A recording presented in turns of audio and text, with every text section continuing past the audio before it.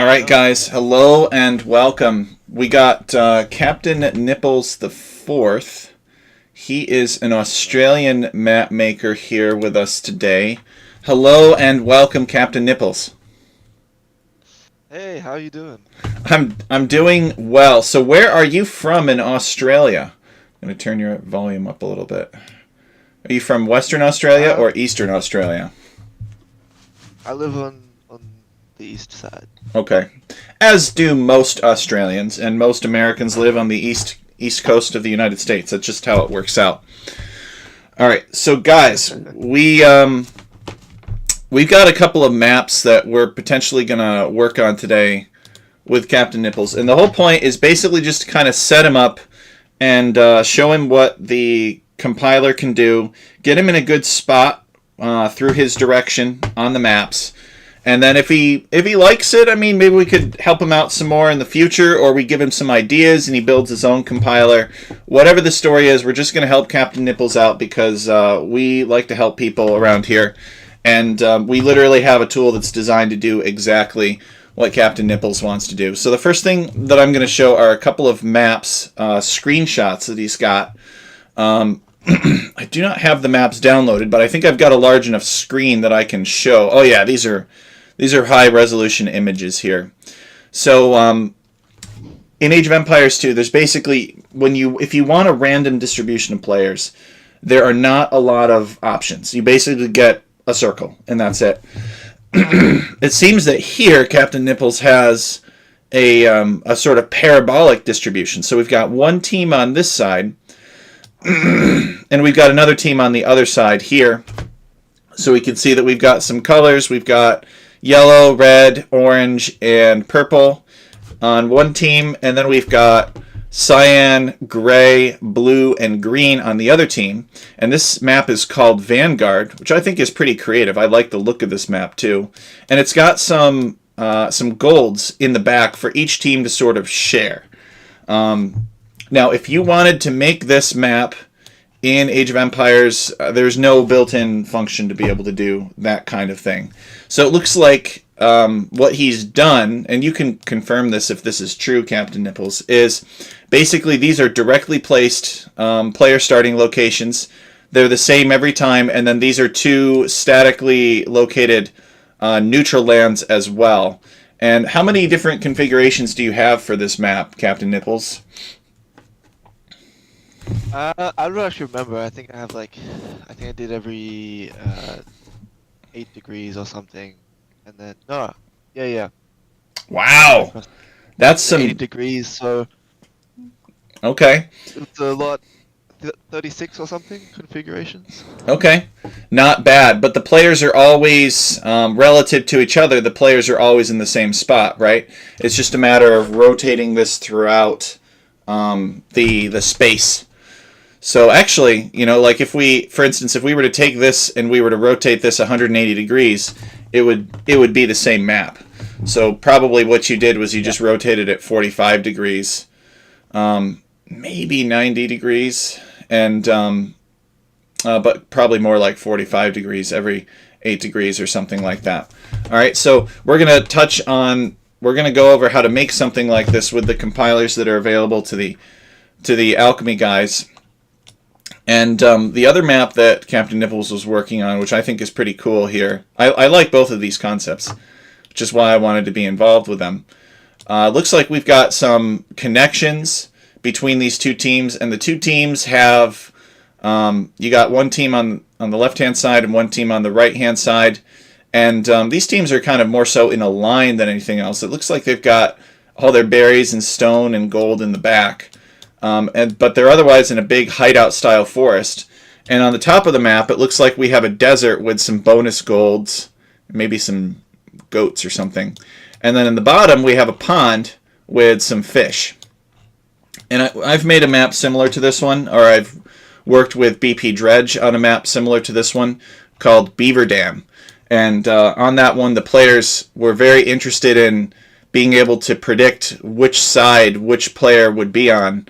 But we never did that. We were like, bro, just tighten your britches and adapt, because we like to see a little bit of chaos. So I'm not going to be able to guarantee that either orange or red, in the case of the selection of team team placement or specific positioning, team positions, I think is what it's called. I can't guarantee that they'll spawn on either the top or the bottom, but it could give some variety there. And this one is still, as far as I understand from Captain Nipples, a work in progress.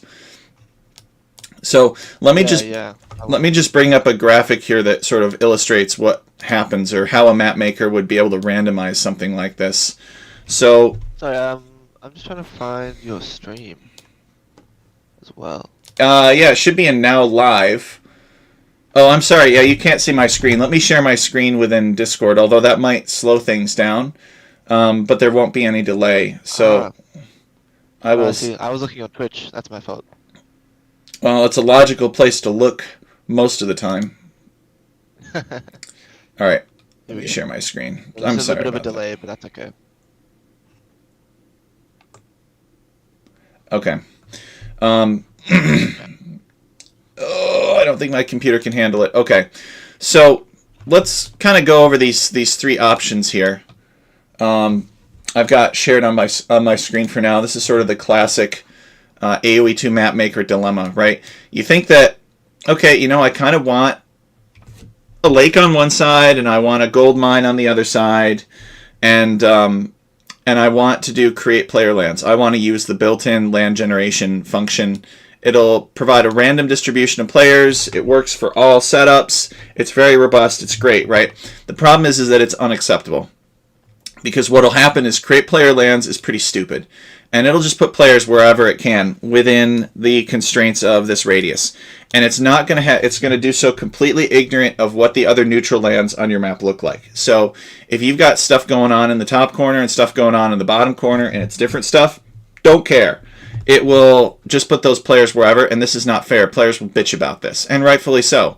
One guy has much better access to fish, and one guy has much better access to gold, and players are proud, and if they can find a way to blame the map for their loss, they will find a way to blame the map for the loss. So what happens is, if we want to have pretty maps and we want to be creative and all that good stuff, the kinds of maps that you will see submitted to most of the map contests these days, maybe some of them do use create player lands, but a good chunk of them use simple direct placement. So that is to say that they just mirror the placements of the players. This is fair, right? Both of these players have manual positions targeted. You know, they've said create land, put it at this position, put it at another position, assign it to one color for one player, assign it to the other player. Okay, and there it is. The problem is that it's the same every time, but it's fair. So it's better to have something that is fair but predictable than it is to have something that is unfair and unpredictable. So this is an improvement over unacceptable use of create player lands, but it's still not the best that can be done. Even if the winners of these map contests are doing this, this is still not the best solution for some maps. And I would love to get my hands on some of these tournament winning maps and add the compiler's functionality to them and randomize the starting position, but then the original map maker would get all the credit. So we can't have that. So the final column here is direct placement plus random statement for the locations. So you can see that we filled in these circles, and we filled them in halfway to represent that each circle spends about 50% of its time in one of these locations, and they are always mirrored from each other. And then we have a random statement here. It's also direct placement, but now when we're creating these lands, we have an if statement that basically has two different positions, all right? And if C1 is true, then it'll put it in this location. And it turns out, you can kind of figure this out in advance, that you program the land position for this player to be mirrored to the land position to the other player.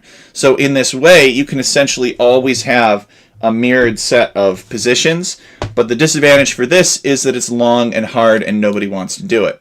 So that's why I wrote a computer program that would do it. And it was actually surprisingly complicated too, because you can easily end up with more than 100 possibilities for like different spawning locations for the players. But for random statements, you can't specify less than, or at least at the time, maybe you can now, but at the time you couldn't specify less than 1% chance of landing on C1, C2, whatever, because the random map scripting engine could not do decimals. So you had to do like one set of random statements within, let's say that you had 200 choices, you would do like a set of 50 choices, and you would randomly choose one of 50, and then you would randomly choose one of 40, and 50 times 40 is 200, and then based on choosing both of them, you'd have 200 options. So it's surprisingly complicated to pull off. But the good news is that the compiler is all written, and we don't need to get into that, but this is just kind of like a big structural explanation of the different choices here. I don't necessarily know if I've ever done a deep dive into how it works. I usually try to cram all the compilers into one video, so maybe this is helpful to you. Maybe not, which in that case you can just skip ahead. Alright, so what we're going to do in Age of Empires is we're going to try to help Captain Nipples out and create some basic patterns here. He might be able to tinker with it, possibly even rerun it himself. So let's do the very first thing that we got to do here and pull up our good old file browser. So it looks like I got some basic stuff in here. I've got the random map scripts, and I guess I've got this Aleutian Islands map left over. And the Aleutian Islands map actually builds off of that, and I can kind of demonstrate that potentially later. But the important thing that I wanted to show you is we've got new raw here. And new raw is based off of another script that I worked on and helped Jasuni out with Confluence type map, which has a similar situation. So I'm going to select these, and I'm going to hit F2, and I'm just going to rename them new raw, but just know that they used to be called Confluence. All right, so now that I've renamed those, so basically every happy story in the kitchen starts with onions sweated in butter, and every happy story in RMS starts with a script copied from somewhere else. So I'm just copying these over because they've got a lot of good information in them that we can build off of. So now we'll come over here to the scenario editor, and we'll look for new raw, and I will also launch these files. So while the editor is opening, this is a GNU Octave file, and GNU Octave is the brain behind the pre-computation where it will pre-compute these locations, and this is the .rms file, obviously. So we'll need both in order to proceed. So we'll open those, and now let's go in, and it's still opening. All right, here we go. One sec, guys. Oh my God. All right, one sec. Somebody's spamming the Discord. Gotta block this person.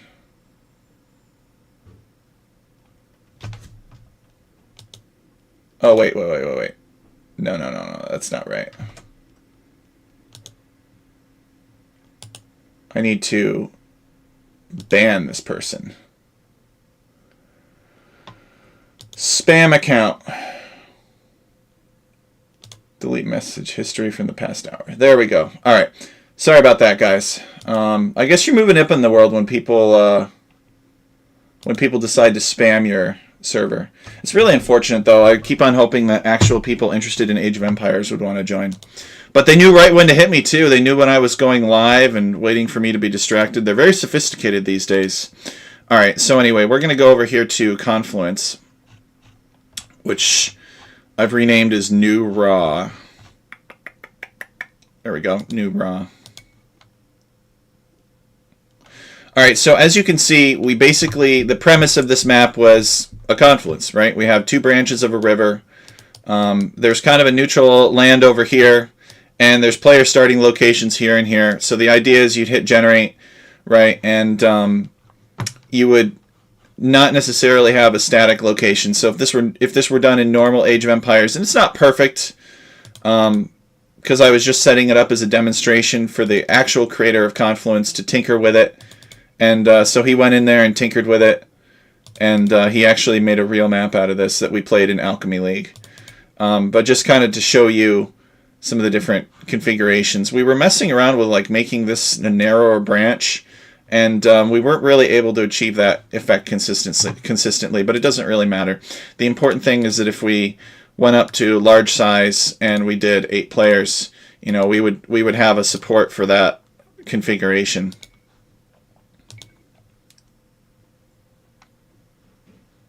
So here we are with 8 players with a similar type of parabolic distribution of players here. All right, so you can see that the river is created by a zone avoidance between them. One player is one zone, one team is another zone, and then this neutral land is a third zone in and of itself by itself here. So we can hit generate. We also notice that this the foci, if you will, of these player starting locations is not in the center of the map the way that it normally would be. So let us make some adjustments to that now, or at least go into the code and identify what is causing this kind of stuff. So that's cool. Oh, thank you. See, I share screenshots of this kind of stuff on the server, and it doesn't do it justice because people assume that I did the same thing that they would have done, which is go in and place these manually, and it works like maybe for a few different distributions, but no, if we go into the code and we look at the code for this, there's thousands probably of different places for these players to be placed. And it can be done. The only thing that you're fighting against is space in the script file. It's actually kind of a crime how small these script files have to be, but that's okay. All right, so if we go down, so this is our basic template, right? We go down to the land generation, and you can see it looks like we're generating 10 different angular orientations. I tried to give them approximately the same percent chance. Oh no, we're generating 11. I'm sorry, I can't count. All right, C11. And then what we've got is we've got all kinds of logic here for like team positions and that sort of thing. And then it looks like we've got 18 different positions for at least 1v1. And then you can see all these different, I guess, maybe not 1v1, but maybe the whole thing. So basically 18, multiply that by 11, and that's the number of starting configurations that we have. So it's 198 starting configurations, it looks like, including the angular rotation. And there's all kinds of just like nested if statements and else ifs for like, you know, land. If this one was randomly chosen, then do this land position. If this one was randomly chosen, do this other land position. So basically what you're looking at here is the example that I showed at the beginning of the video, but on steroids. All right, and we have some basic controls for the player lands, but I've been meaning to revise the compiler that does this, and I have not yet revised it to give more options, but that is something that's coming. All right, so now that we've kind of looked at the script and we see, okay, you know, this is what this GNU Octave file is building. It will basically, when I hit go on the GNU Octave file, it'll take everything between player setup and land auto scribe right here. It'll take all of this and it'll store it. And then it'll take everything underneath it and wipe it out. Because all of the definition for all of this stuff down here is actually stored in the GNU Octave script file. And so then it'll go in and it'll do a bunch of math and it'll generate all of these different starting locations. And then it'll take the original header that it started out with and it'll punch that at the top of these new calculations and then write that to the script file. So what I could do in here is could come over, and I don't know how, like, if, like Nipples, if you were to create a branch on our random app scripting repository, we could set you up with a .m file at the very least, and until you earn our trust, we could go in and like work with you and run the compiler, because you don't have access to the compiler yet, because that is a pretty advanced piece of software. But it will at least allow us to collaborate, and we can make this part pretty trivial for you, because otherwise you could spend hours like doing the calculations and manually copying and pasting those numbers in there. All right, so it looks like we've got a neutral land. Yeah, we've got some information about it. This is the Landscribe v6 jargon. So I'm going to make this really, really simple, I think. I'm going to simplify this. The first thing that I'm going to do is I'm going to rename this TechChariot. And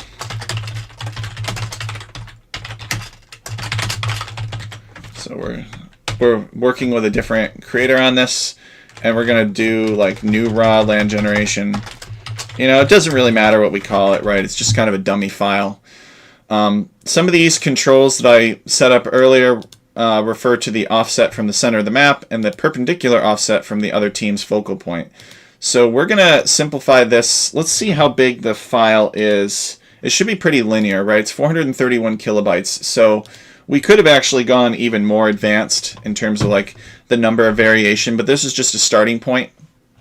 Basically, the command that's doing it is right here, and I'll go through what each of these different things mean, but what I want you to know for now is that for every number here, it will generate a different possibility. Like everything inside of these squiggly brackets, these are essentially vectors. It's like an array. Okay, I'll give you this first one. This is the radius right here. So for instance, Sorry, Tech. Oh yeah, go ahead. Can Questions? you make it a little bit bigger? It's a little bit hard to see. Yes, I just zoomed in. I'll zoom in a little bit more. Hopefully that will help. So this RMS CPL v10, this is really this is the compiler that does it. We're just in the script that builds the random map script. This function is what we want. All right, and these different vectors that are stored inside of these curly brackets separated with these semicolons, these are different input variables. And for every number that I have here, it will generate that as a possibility. So for instance, this right here is this 24 and 25. This is the radius. That means that the radius, the size of the radius in the distribution of players is 24 or 25% of the map edge length. And it will calculate a position in percentage based off of that for direct placement purposes. So the players could basically be at 24%, or they could be at 25%, a little bit bigger. All right, it's whatever variation you want to build into that. This next one right here, this is the angular difference between flank and pocket. So ordinarily, in a perfect circle with 8-player distribution, it's 45 degrees. But you can add a little bit of variation there. So 44 degrees, the flank will be a little bit closer to the pocket, and 46 degrees, the flank will be a little bit further away from the pocket, and the pockets will be more pushed. The 2 pocket players will be pushed more toward the center.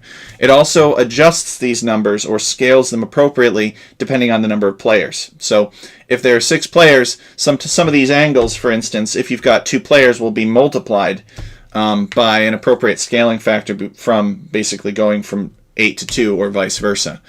This argument right here, go ahead. Is the base situation, when you say 44, 45, 46, the base situation is aimed around 4v4s, and then it adjusts for the other situations? Yes. So it will basically, because in the way that I see it is in the 4v4, if you have room to place players in a 4v4, you're going to have room to place them in a 2v2. Just based on the way that things are set up with like the different map sizes and the amount of space that's available, I feel that 4v4 is the high, unless you're doing something really weird with your map, 4v4 is the highest risk chance of failing to spawn a gold or something because you're too close to another player. This next argument here is the angular distance to the center of the enemy team. So ordinarily, the 2 teams are on opposite sides of the map, and they are separated by a 180-degree angle. This angle allows you to adjust 5 degrees, one way, or 5 degrees another way. Or at least or whatever you want. But that's what we currently have. This right here, this theta is special. This is a variable. This variable is tied to neutral lands elsewhere in the script. And basically what this is the MacGuffin here that allows us to detect the angular distribution of that neutral land, in this case on Confluence, and basically rotate these players so that they are perpendicular, theta minus 90, to that neutral land. This 0.5, forget what that is. Same thing with this 0.6, but we can always open it and take a look. I'm not afraid to open this on stream. All right. No. All right, well, I guess we have to run it so that it can find things first. It'll change the directory, and then we'll hit Control-C a bunch of times. Come on, abort. And then we'll open this function. There we go. So then we can right-click on this and say Edit, and it'll tell me what the things are. Okay, so that's the team biases. So basically what this does is, I think the entire team is something within like 135-degree angle. So that's basically the tip of my thumb to the tip of my finger. And this essentially is a multiplication factor. 0.5 is very large. Usually it's between 0 and 0.2. And you basically multiply this angle by that factor, or 1 minus that factor, and it like squishes it together.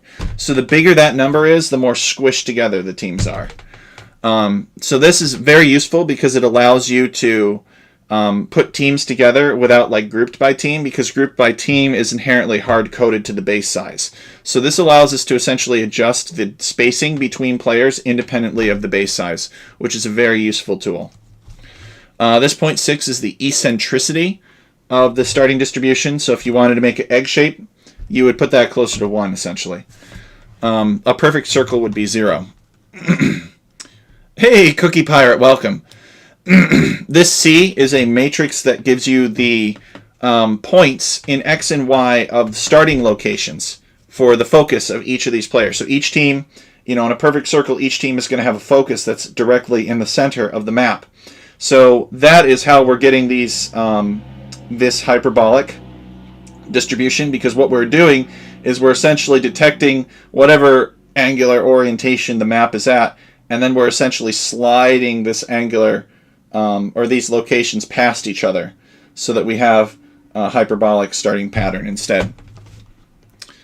And then the last argument input, oh no, there's a couple more actually. These ones are referring to base elevation of 1, base size of 4, and 14400 is the number of tiles, so it tries to occupy 100% of the map, because a tiny size map, 120 tiles by 120 tiles, has 14400 square tiles. And then this last argument here is stuff about zone avoidance. So I think the first thing that we need to do, now that I've kind of explained how it works, and there's the neutral lands that go along with it, I'm going to comment that out. I'm going to delete this because we don't need it, and I'm going to hit Control-Shift-R, and I'm going to uncomment that seed angle and hit save. So this is basically just going to do a single seed angle. So this should significantly cut down on the size of the file. Right now we're at 431 kilobytes. So I'm going to run this. It should run pretty quick, just within a few seconds. And then I'll bring it up and we'll hit enter, and we'll just kind of confirm that we can't really, it's not rotating anymore because we haven't baked the rotation into it. So it's done in 12 seconds. We come back here to Age of Empires. All right, now that I'm done waving my hands around, I think I'm going to zoom in on the screen. Display share. There we go. Because you guys don't really want to watch me. So I hit enter, and now it's in this orientation, and it's basically going to be stuck in that orientation. So you're going to see the players... Oh, that was really weird. So you're going to see the player positions may drift around a little bit, and their zones may drift around a little bit, but there is no longer a rotation of these players. So now what else can I do here? Well, I really want to demonstrate that this is truly like a set of neutral lands. So I think that what we're going to do is we're going to scale back these neutral lands a little bit. And it looks like for whatever reason this is called mountain. So we're going to take this and we're going to delete that. And it looks like I've got all kinds of like different stuff, different... I don't know, do you have linear algebra, Captain Nipples? Are you familiar with like matrix multiplication and that sort of thing? Yep. Oh, excellent. So he's a certified smart dude. He knows about matrices. You probably know all about MATLAB then if you know about matrices. So you know how to program in this kind of stuff. Yeah, I know MATLAB. Excellent. I don't know Octave though. It's the same thing. It's the same thing. It's just free. That's the only difference. All right, so it looks like I've got this structure called MTN, and I'm just going to rename that something maybe neutral, like lake. Okay, and we're going to see if we can get Captain Nipples cooking on a lake here. So let's see. It's got its Y land position here. So I think that we can really just, we're going to leave lake. Okay, so it's going to be lake X and lake Y. And we're going to set the X value equal to 50 for now. And we're going to set the Y value equal to, I don't know, 20 for now, I guess. Although, looks like these comments are swapped for whatever reason. I guess maybe he was doing a little bit of developmental work on it. That's fine. We'll just delete that. Don't need that. Yeah, Cookie Pirate is building a new machine. All right, so the lake terrain type, we're just going to call it we're going to call it dirt for now. Okay, but you can generalize it. You can call it a variable if you want. That's fine. All right, and then we're going to have lake base elevation. Well, we're going to say that that's going to be equal to 0, probably. It's what he's going to want. Bmax, All right, well, I'm not really sure about any of this stuff. I don't really know that we need it. But we are going to... Okay, the base size I guess we're going to need. We're going to get rid of this. There's a lot of extra stuff built in here that we don't need. But it's always easier to, like, blow stuff away and remove things than it is to put it back in. And we're going to call this lake, of course. So this we're kind of doing the neutral land work, but we have to do this neutral land work. All right, and then the lake number of tiles.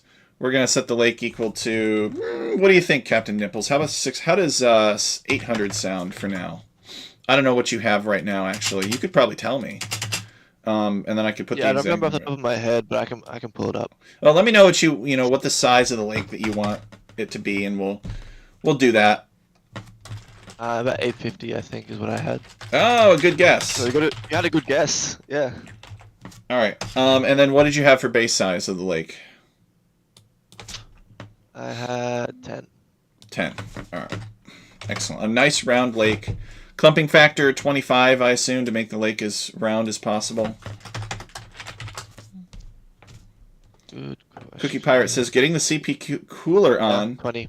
And whole megabytes installed. Been a real challenge. Running all the cables in the new case is pretty easy. Excellent. I'm glad that it has good cable management. All right, so lake size scaling. Do you, Captain Nipples, you don't scale this lake by the map size, do you? Like, this lake doesn't get bigger if the map is larger? Like, in a 1v1, would this lake be smaller? Nah, it's all the same. I mean, you could... I haven't really considered other situations in 4v4. Oh, all right. Well, I'll tell you what. But, I will leave it at 0 for now, and we could potentially adjust that later. So the lake, we don't need to give the lake a zone, and we don't need to give the lake an other zone avoidance distance just yet. So we will get rid of this, and we will just delete that. Just straight up delete it. Now we need to be able to rotate this. So we're going to have lake X, lake Y, and simple rotate. And we may have to bake some stuff back into that, but it's not too... I have a lot of practice with the rotation matrix at this point.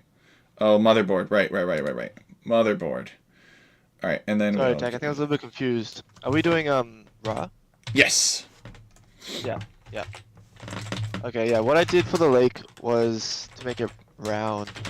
I actually just had a square base land, and then in terrain generation I used what did I use? I used something to make it round.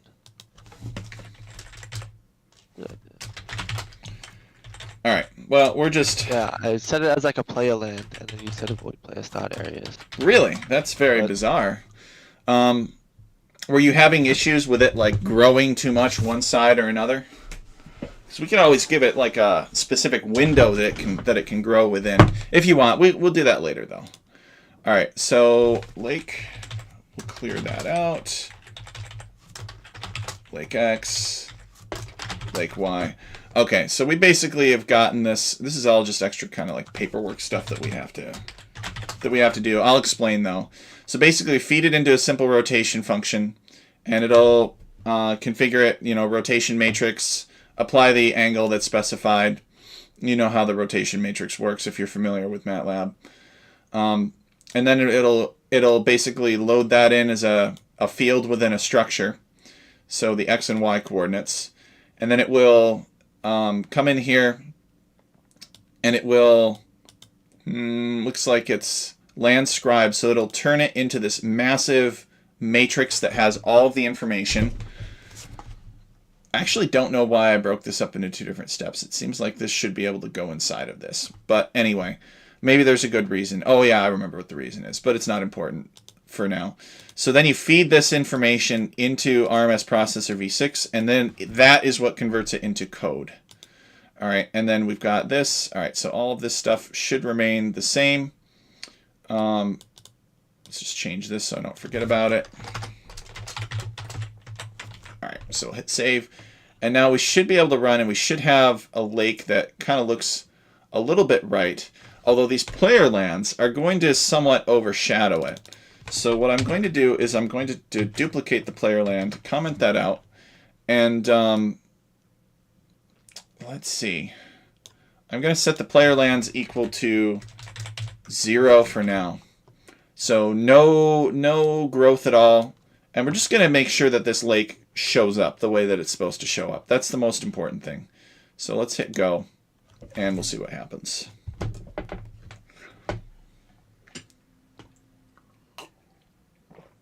Oh, of course, something is undefined.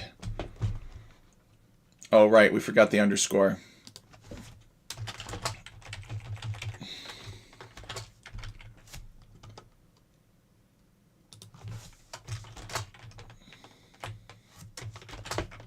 All right, now let's rerun it. And I'm actually just gonna step up real quick. I'm gonna open a window in my room because it's warm. Of course, where Captain Nipples is, it's actually winter where you are. It's not summer. Hopefully you're not too Correct. Hopefully you're not too cold. I don't know what temperature it gets. I guess it probably is nicer as you go further north. I survive. We bowl. Okay. So we've processed the single neutral land, and now we should be able to go back to... We just got dirt for the lake for now, but we can layer it however we want. So the lake should be somewhere up here. And then we've got the player lands too. So we can adjust the elevation and everything for this, and the terrain type, of course, if we want to. But let's just do a big test for now, and that is, can we rotate this? So can we, for instance, comment this out and give it a rotation now, and just confirm that this lake rotates along with the player lands as intended. So this looks like a good sign, right? It's compiling. We can see every time it says processing land, it's basically doing a new rotation, and it's going to do, I guess, 11 of those. Now that I'm thinking about it, 180 degrees might not tell us too much more than 0 degrees. Okay, here we go. So it's all set. So now we should be able to hit generate, and as you can see, the lake basically, or this patch of neutral land, follows along, and it's pretty much always perpendicular to these player starting locations. Okay, so that's a good sign. We were able to do that pretty quickly. Now if we go back and we look at the image of the actual map itself, we kind of have to judge, what is... Well, first of all, we're going to have another one of these. We're going to have another neutral land, and it's going to be up here. So that's something that we have to account for. But that's not going to be too big of a deal. We'll just make another one. Or we could actually, to kind of be tricky, we could just call it like neutral lands or something. And we could do... we'll do it the hard way, I think, first. We'll do it the tricky way first. But I think we're not going to delve into that just yet. We're going to get these player lands looking a little bit closer to what Captain Nipples is going for. So I think we need this. We need a big forest in the middle. That's one thing that we need. That's not too hard, actually. We don't even have to rotate that. In fact, we should not rotate that, because why would we, right? The location of this forest, the size of this forest, all that doesn't depend on angular rotation at all. So we can and should put that outside, and we will. But the first thing that we're going to do is we're going to get at least the distribution of these player lands correct. And then we're going to get the other features, and then what we'll do is we'll randomize the player lands at the end. So that's kind of the plan for how to proceed. I might just add tech. Oh, yeah. So if you look in the forest, because I do agree, you don't necessarily need to rotate the trees, but there are 3 clearings inside of the forest, which are generated by lands. Oh, that's a good... Yeah, that's a good call. I didn't see that. Okay. Yeah, part of the reason why I did it that way, rather with terrain generation, is I didn't want the clearings to appear too far in the north or the south, because then it gets Mm-hmm. a little weird. Like I want it to be them kind of in the middle, in between the teams. Hmm. Excellent. Then in that case, we will bake those little clearings in as part of land generation, or we will try. Is the positioning for these clearings? I guess it's somewhat random within a specific window, right? So Yeah, that'll be an yeah. interesting I had challenge. trouble restricting it to not go to those really north areas, so it's kind of a little bit over restricted for my liking. Okay, But we'll see what we can do about that. So let us make some adjustments here, and I think perpendicular offset from the other team's focal point. So I think the first thing that we're going to do is we're going to set this to 0, and I think that'll make it much happier. So we're setting this to 0, and basically what that's going to do is it's going to move these two teams inward toward each other until they pass and they form a circular starting pattern again. So that's the first thing that we're going to do. And then the other thing that we will do is we'll actually set 0 offset from the center of the map. I don't think that we need either of these right now. But there's the potential maybe to bake that kind of stuff in. But we'll just hit run and we'll see where this takes us. Let's take a look and see what we are for file size. Again, it should be pretty relatively small.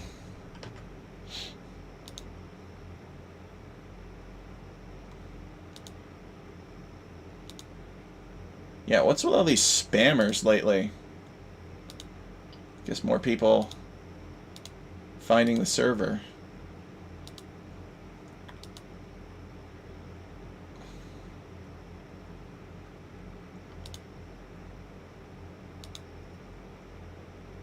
Okay.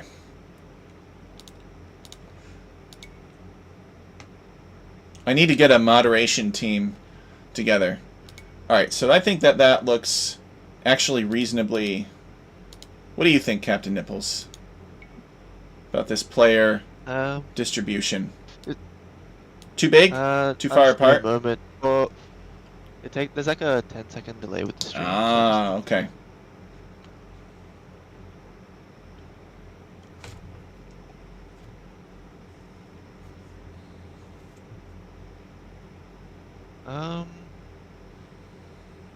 I guess like it's hard because, like I said, this map, sorry, is still kind of open, quite a lot to change. So I was considering even making the forest area bigger and then making the neutral land in the north and the south a bit smaller. In that case, this distribution is good, but if we were aiming to have it exactly as it was, then they should be a little bit tighter. Okay. Well, that's no problem. Yeah. We'll just come in here and adjust this radius. So I think what I'm going to do is I've copied this over. I'm going to get rid of this zoning stuff for now. I don't think we need it. We're not generating, we're not generating channels or anything between the players. So I'm going to get rid of that for now. Is there a way to make them in like a perfectly... Well, you can have variation, but like a little bit more of a straight line? Yes, we can increase the eccentricity. We could try increasing this to 1. I don't know if it's a good idea, but we could try it. See what happens. I don't think I've ever tested it before. And we'll keep it on maybe like 24 for now. We really should be like removing the variation for this when we first set it up, and then basically what you do is one at a time. Every time you kind of duplicate this same line and you add in variation to one thing and you see whether or not that screws it up, and if you find it's acceptable, then you move on to the next one, and you just keep kind of building it up from there. Alright, so this is very simple. This basically has no variation at all, and we will rerun this, and the file size will be even smaller. But again, the important thing is getting the nominal where we need it, and then we can make the... Yeah, look at this. It's done in 7 seconds this time. So, pull it together. And all the funnest things happen when you say this is probably not a good idea. But... actually, this doesn't look too bad. It looks pretty straight line to me. The eccentricity can kind of mess up the radius for obvious reasons. That's yeah, it doesn't get much straighter than that, huh? So we could maybe pull them in a little bit tighter. Maybe we do like 21 and see where that puts it.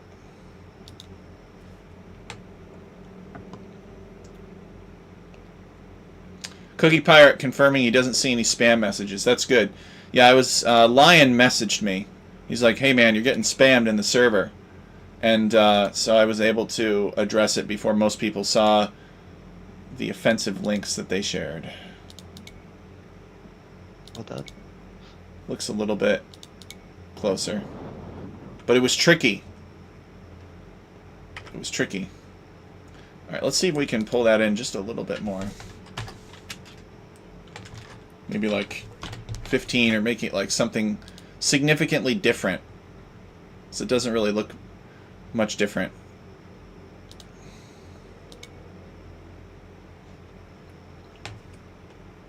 Maybe that's too close now. And we might be able to adjust the biases if the players are too close together. So let's adjust the biases. We've got 0.5 for a bias, maybe 0.1 instead. The eccentricity is really like a very screwy input, because it can really mess things up a lot. I wonder if there's an element of when they are... I don't know how to phrase that. Like when they're in line with each other, like on a square edge, when they're next to each other, it will look better. When they're more like the corner, because of the way that... I'm not explaining this very well. I don't know how to explain that.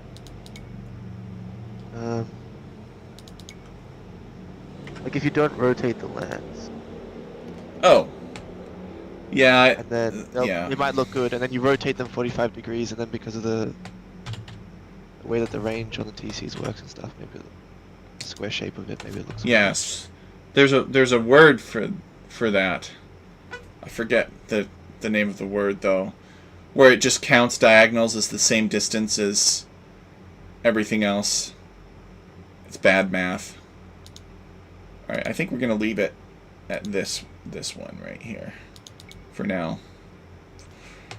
So now we need to do the one on the other side. Let's actually go into the script. We haven't been into this script for a while. And we're going to do base terrain of grass.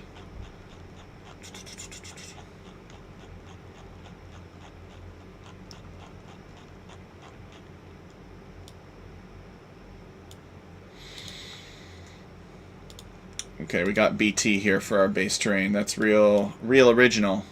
And the base terrain appears to be gravel. And it looks like we've got some basic terrain generation commands that are layering it into water. So we're going to change this base terrain from gravel to grass and save it such that when we rerun we should have just regular grass now. We've got the players on their own little null. Alright, and then we've got this, which we call the lake. But maybe really we shouldn't call it the lake. But let's make another one now. The good news is that we can add that here. So maybe instead of lake now, we find this and we hit Control F. Maybe we call this like neutrals or something. And if I replace that, is that gonna... Oh man, I gotta figure out which box to check. Maybe not wrap while searching. No. Oh, duh. We have to find lake and replace it with neutrals.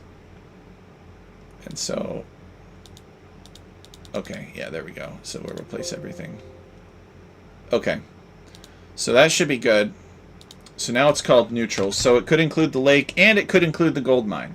So when the terrain for one is known as dirt, we basically can come in here and we should be able to add let's see. Let's really ask ourselves what's going on. So we basically have this situation, and I think this represents the 0% or 0 degree rotation. And actually, it's kind of luck that we ended up on this.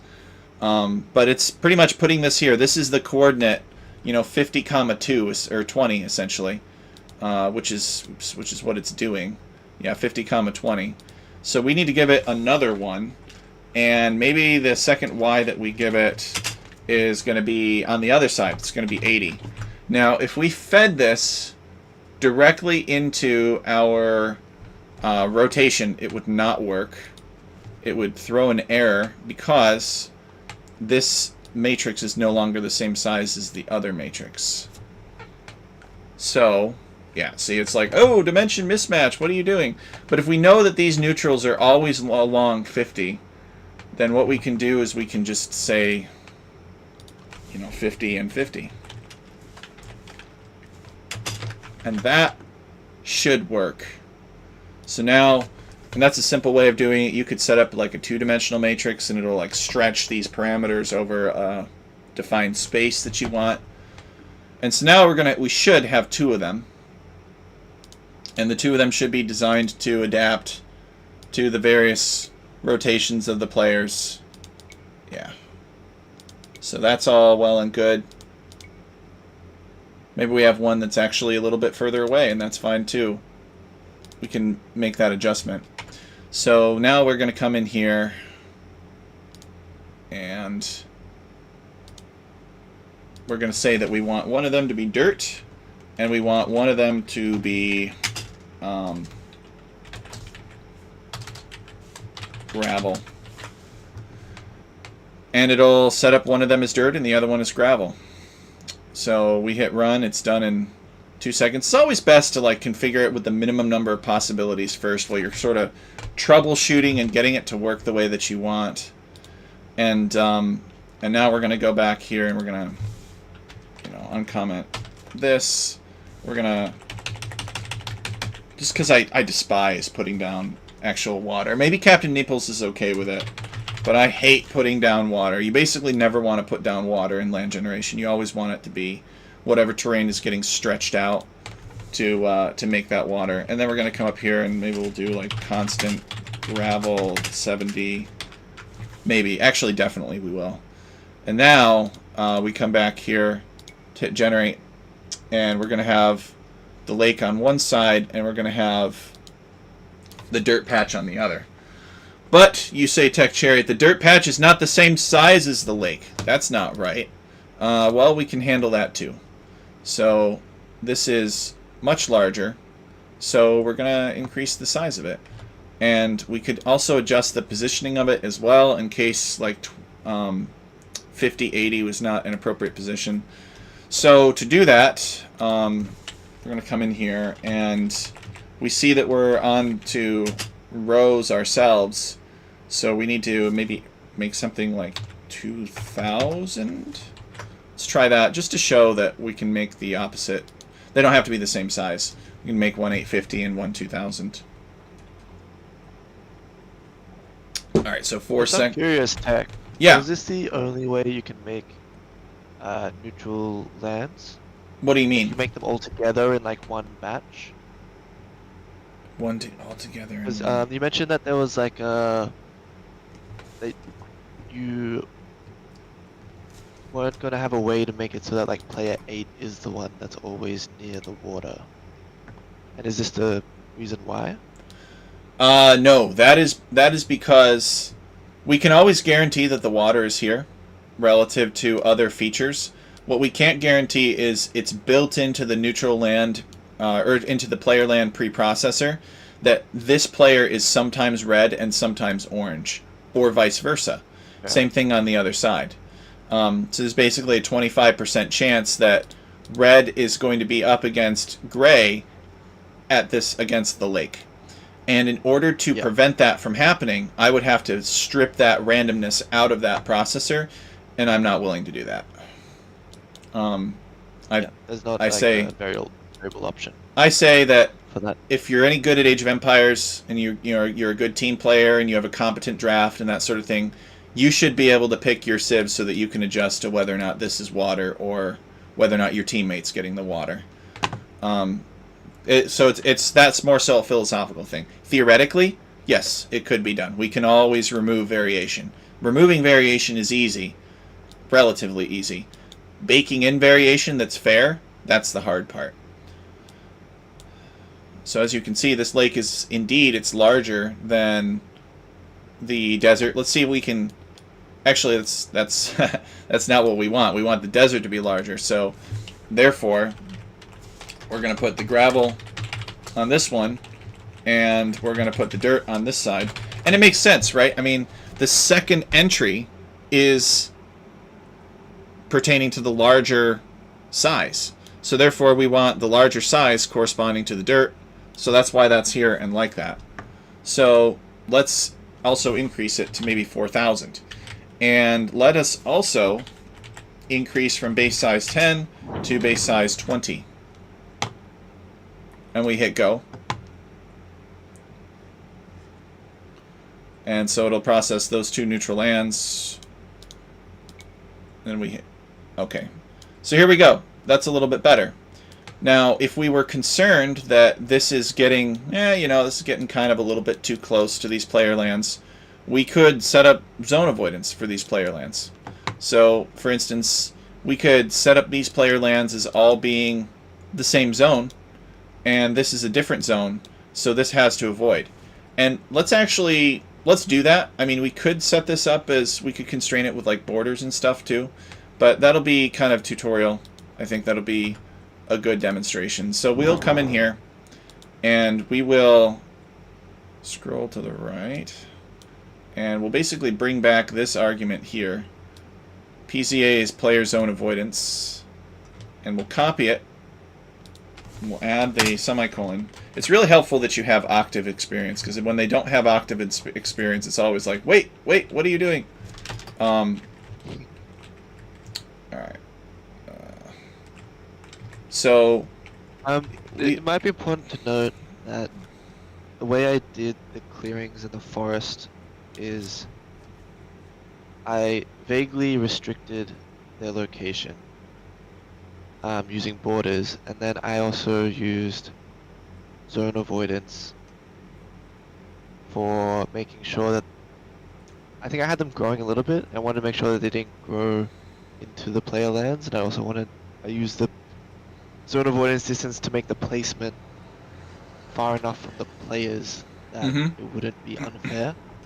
So I do use other zone avoidance distance for other parts of the map with the players as well, so that the players don't grow too much into the center. Yep. It's a useful command for sure. Alright, so we've got player zone avoidance here. We've got these players as two different entities. We'll maybe decrease this to 8 or something like that. And then we could, over here on the neutrals, we could just like duplicate one of these lines or something. Maybe this one.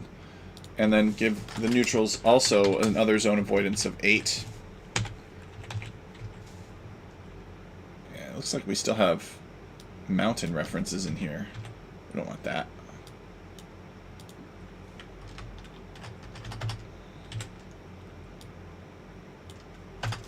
Okay. And, we need to give it a different zone. So we'll give it mountain neutrals zone. We'll make it zone 3.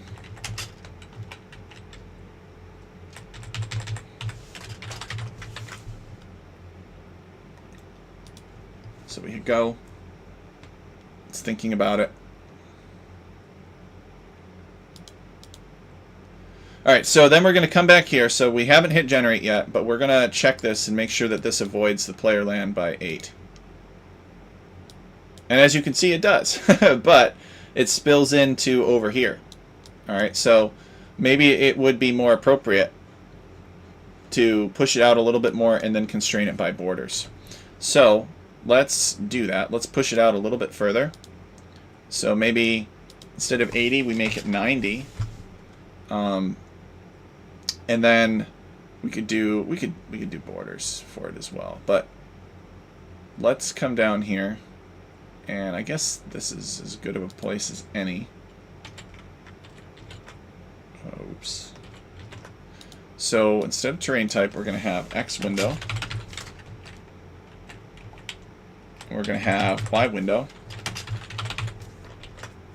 And we're going to constrain a set of borders, maybe 20% of the map edge.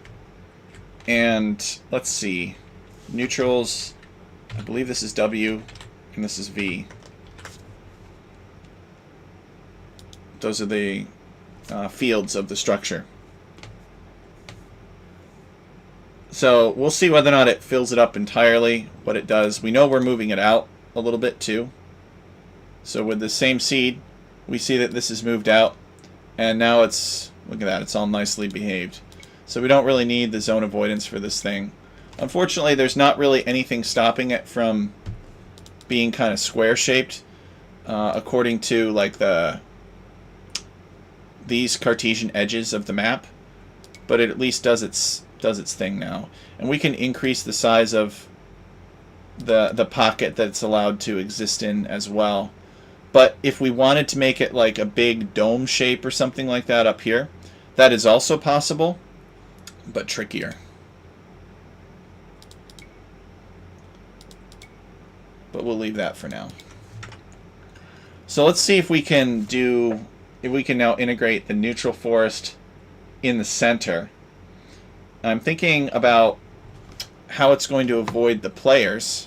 And I'm also thinking about a fair way, and I'm going to try to show you a trick with the clearings. I don't think the clearings have to be neutral lands. I think you could actually get away with having them not as neutral lands. So I'm going to show you a trick regarding that.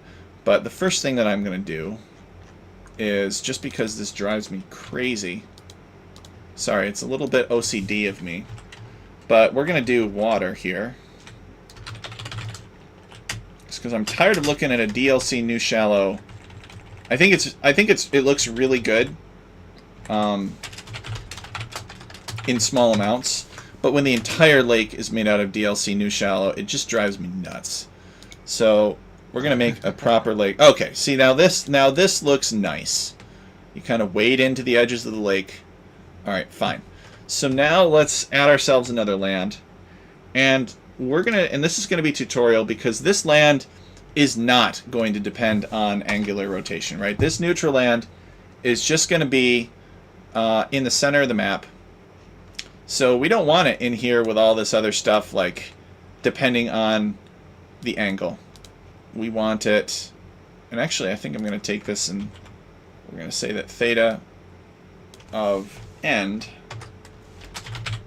is equal to nothing. We're going to delete it, because I think that 180 degrees is just going to look the same as 0 degrees.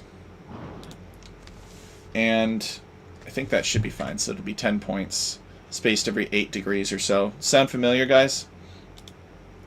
Now, we're going to add more stuff. Let's see.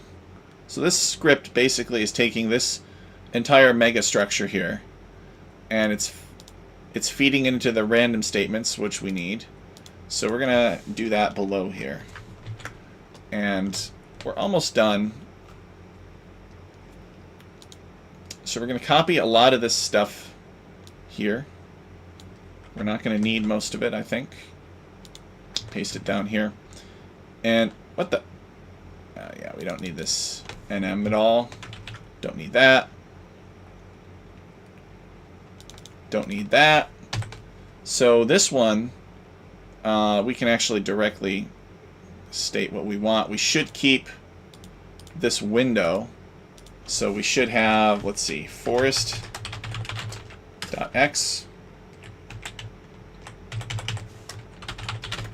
forest.y.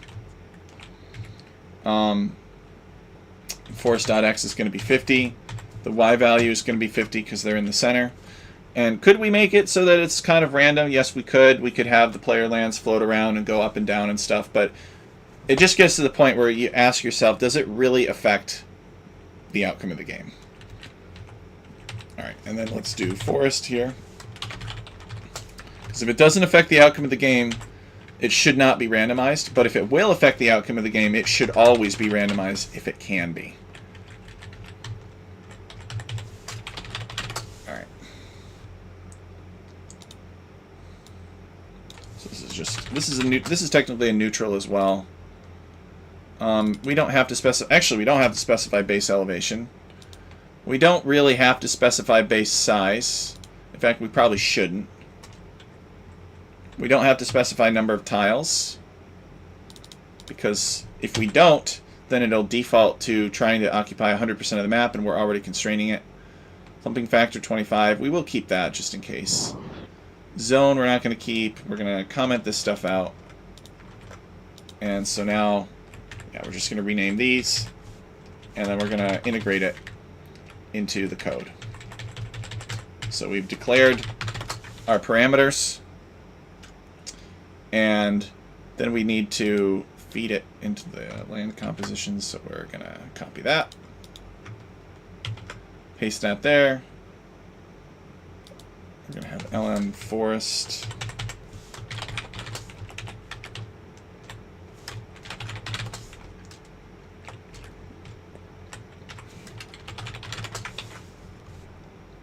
Alright, so got that set up.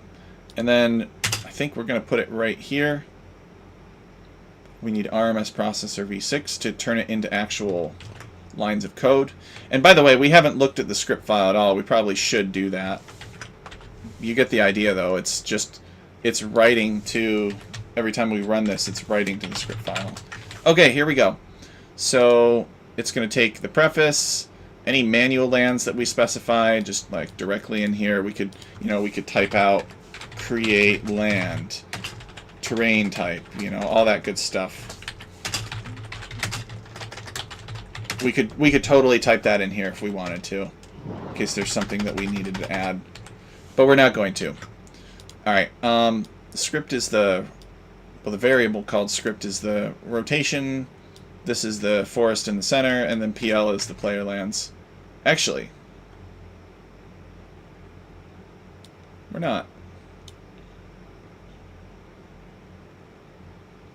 Yeah, we're not. Okay, good.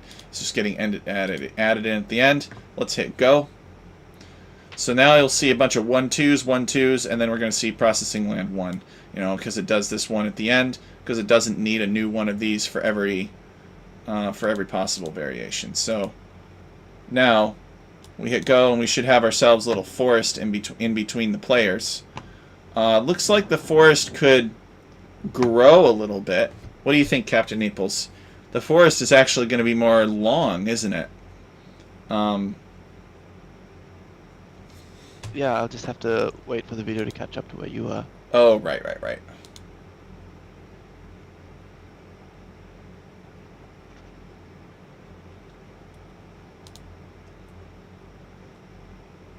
Yeah, it could be bigger. The idea is it's kind of hopefully going to extend around the flanks a little bit.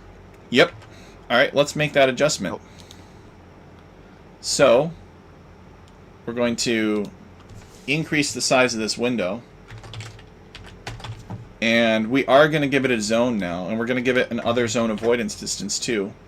Like 8 or something like that. We could always make this, it doesn't have to be forest. We could always do like grass 3.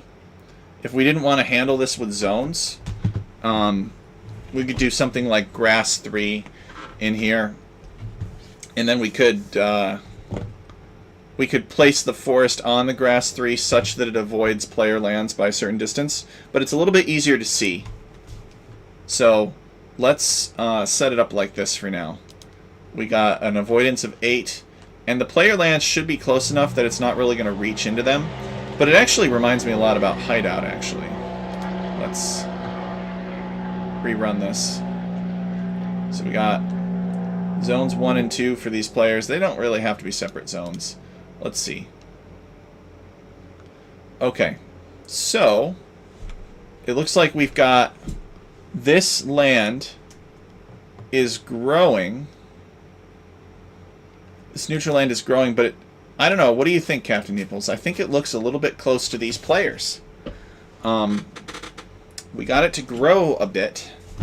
but it should not be engulfing the players this tightly. So we got to figure out what's going on with that. Let's see.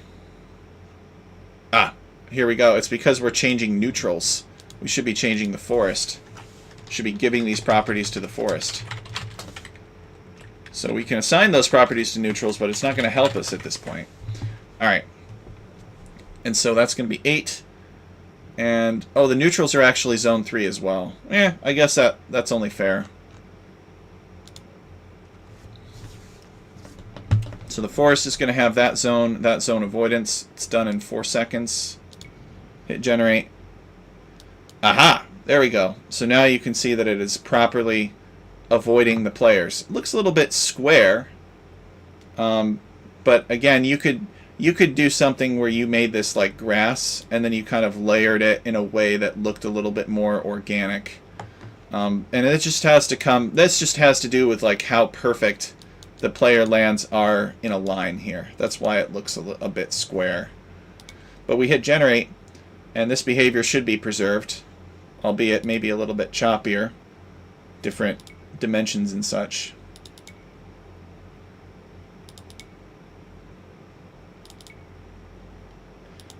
Alright, I think I'm gonna increase the size of this just a... What's that? Is there a way to have it come around a bit more?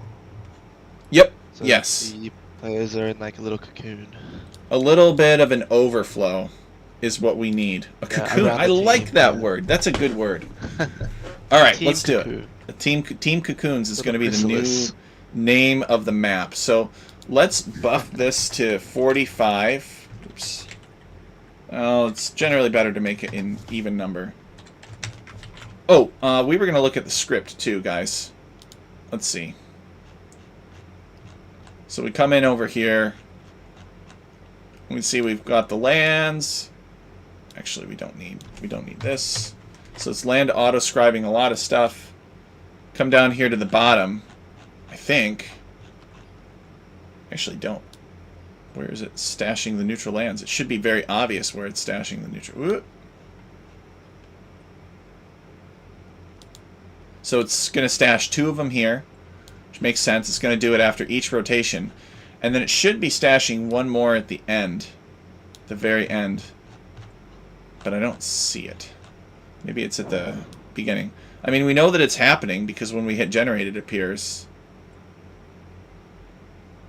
So we could always search for it. Forest. Alright, there it is. And the forest is appearing... Oh yeah, there should only be 1 land. Yeah, and there it is. Alright, well, whatever. I don't know. I don't feel like scrolling through it right now. We just want to get Captain Nipples on with his day. So we'll hit go. And I think that we're actually going to be pretty close to being done here. Pretty soon. It's exciting. So there. The forest, again, you could make this look more organic by like actually putting down a different terrain and then having the forest occupy most of it, right? So that it doesn't maybe quite fill in these corners if you want.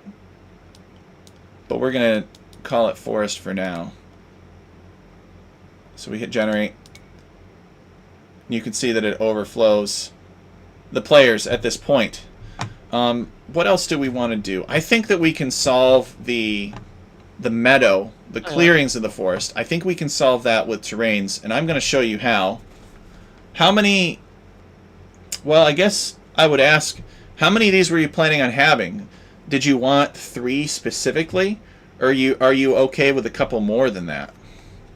Because usually if you have more of them but they're smaller, it's more likely that they're going to be distributed fairly, or that some players are going to be able to at least secure a few of them. So it's a little bit easier, I think, on the players to have some more. But you could probably do 3 if your heart is really set on 3. What I found, because I use connection generation to make the paths through the forest, and even 3, it gets a little bit messy, and yeah, I think like 2 or 3 seems to work okay, but more than that, and it just overrides too much of the forest. Okay. Plus, Well, make yeah. them big enough that they can hold some resources, like some gold and stuff. I'd almost actually want to make them a bit bigger, but then they get too big in comparison to how many trees there are in between the players. Mm-hmm. So I'd probably prefer like a larger, slightly larger clearing rather than more clearings. Okay. Yeah. So here's my idea for that one. And we're on a large 8-player map size, so you may have to adjust this for... Oh, that's the other thing, is we never really checked this out on tiny map size. Come down here, it'll probably look completely different. No, the lake will look different. It's actually not too shabby. I mean, this is not really scaled properly, nor is this. But we could always scale that properly, I guess. We have different scaling factors that could be applied. So let's see if we can do that. So in this case, let's see. So that basically this window here is what's making it, is what's messing with it. So we could do base size of 10, maybe, and 5. So cut the base size in half. Cut the number of tiles in a quarter. So 220, let's say, or 215 maybe, and this to be 1,000. And then what we'll do for the size scaling is we'll give it size scaling behavior version 3. And behavior version 3 will increase the base size and the number of tiles by the map size. So I just did a quarter because a tiny map is 1/4 the area of a giant map. So I think this should look pretty close to what you're looking for. But the base size is just way too large for a tiny map. So we should be able to keeping this seed. And yeah, that looks a lot better. And this might be a bit small for 2 players. It's actually probably really small for 2 players. We could change to a different behavior between these two as well. But let me maybe... Let's actually take a look and see what it looks like in 4v4 again.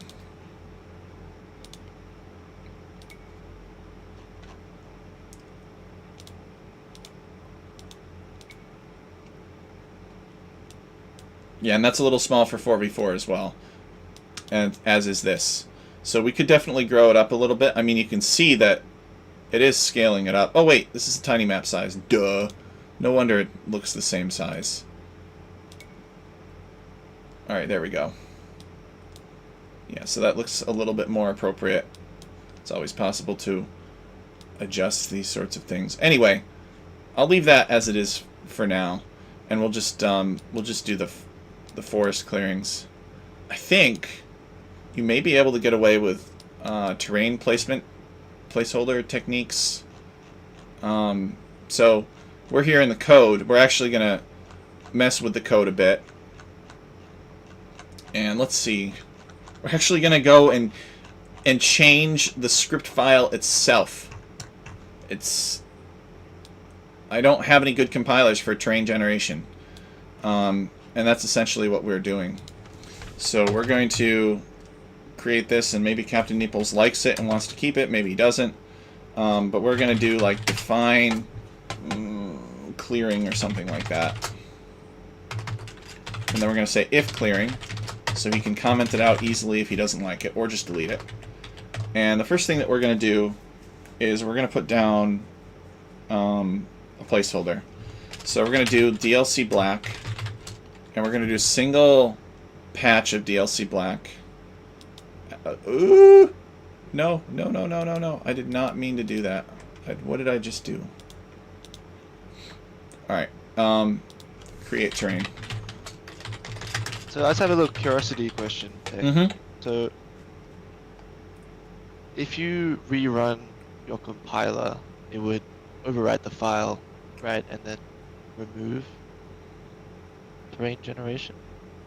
Nope. No. No, the compiler Okay, so it takes... actually just applies edits. Okay, yeah. Yep. So the Oh, compiler yeah, I think you takes... did say that at the start, yeah. Yes, the compiler takes everything that is above land autoscribe, and it saves it.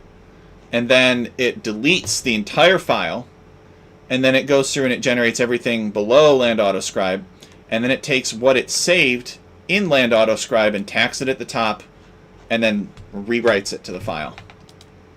Yeah, that's really cool. Now, the only way to screw it up, to lose your data from the compiler, is if you are running the compiler and it's processing and everything, and then you go into the script, right, and you decide to make some changes on the script, and then you forget that the compiler is running, and this has happened to me before, and then you hit generate, and at the exact moment that you hit generate, the compiler goes to write to the file. If those two things happen, the compiler will fail to write to the file, and it'll say access restricted or denied because Age of Empires is loading, this file. And so it will basically sit there, and it will not have changed anything about your file.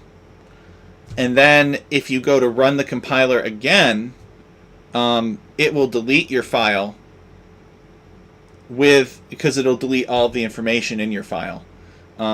So if it goes to write to the file while Age of Empires is reading it, it'll basically clear it out, but it still has the data in its workspace. But then if you go to rerun it again, then it automatically clears its workspace before running. But when it runs, it goes back to your file, and your file is empty. So it's kind of like a two-step thing. You have to fail twice. Not only do you have to forget that it's running and not give it the chance to finish and write to the file, but you also have to, despite its failure to write, you have to then immediately re-click the thing and tell it to rerun, and that's how you can delete your data. But it is difficult.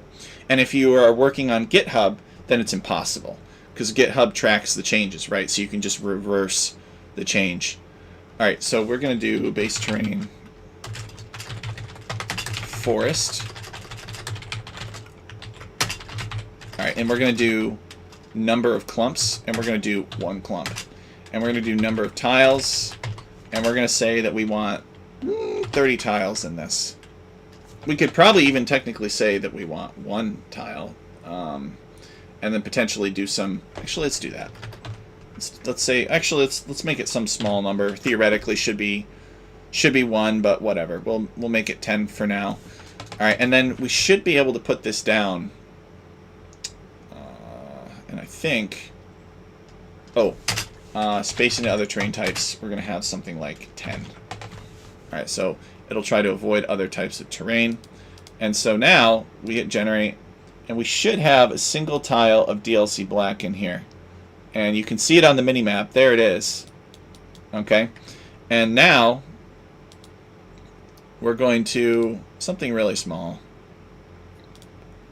Let's go back to our script file. And you could try this just on your own version. And then we're gonna come back over here. Paste that maybe. Oops. All right. We're gonna take this here. Oops. And we're gonna create terrain. Let's say grass 3 or some placeholder type of terrain. And we're going to convert the DLC black to the grass 3. And we're going to convert 100% of it. No space in other terrain types condition. But we will copy this 4 times to make sure that it gets the message. It should get the message the first time, but it's easy enough just to copy it. And then we're going to do DLC black again. And because the first DLC black patch that we made is now grass, this new black patch will avoid the old one. So essentially we should be able to, and then we'll convert it. And so we should be able to make 3 patches this way. It's not perfect, and there's less control over it than land generation. but it is much, much easier. And so now we hit generate, and we have 1, 2, and 3 clearings right here. And we've kept them small for now. I guess we could increase that other zone avoidance distance. And I think there's a new command coming out too, Captain Nipples. You could tell us about that, potentially. Doesn't it give you the ability to avoid a specific type of terrain when you're doing these sorts of operations? So change it to Yeah, I have heard 14. about that one. I haven't loaded up on the pup and tried it at all, but that's really exciting. I'm loaded up in the pup, and again, you might need to adjust this. Looks like that time we only got 2, but I think that 14 is kind of the way to go because it's sort of evenly spaced to everything else. You get much larger than that, you don't have enough space on either side, right? So now what we could do is to grow these clearings, so we could just say basically just make a basic clearing.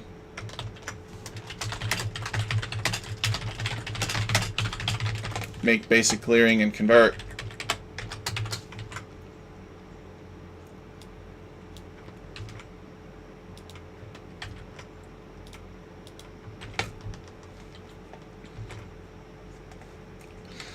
Alright, now we can grow the clearings.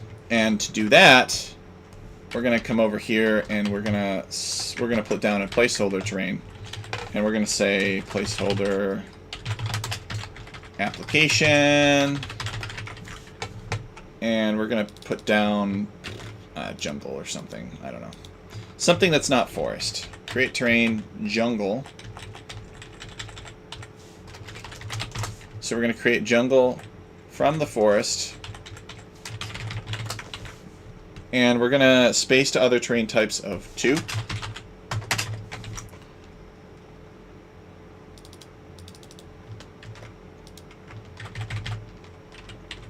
So something like that.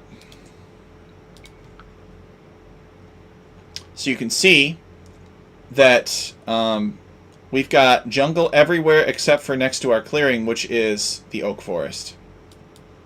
And by the way, my recommendation is to get like the terrain structured the way that you want first, and then use like actual real things that you could use across different biomes. So there's a lot of obsolete like snowgrass blended terrain. Before they had terrain masking, like in the Conquerors, they would have snowgrass and these other different types of terrains that were pre-blended that you don't need anymore because we have terrain masking.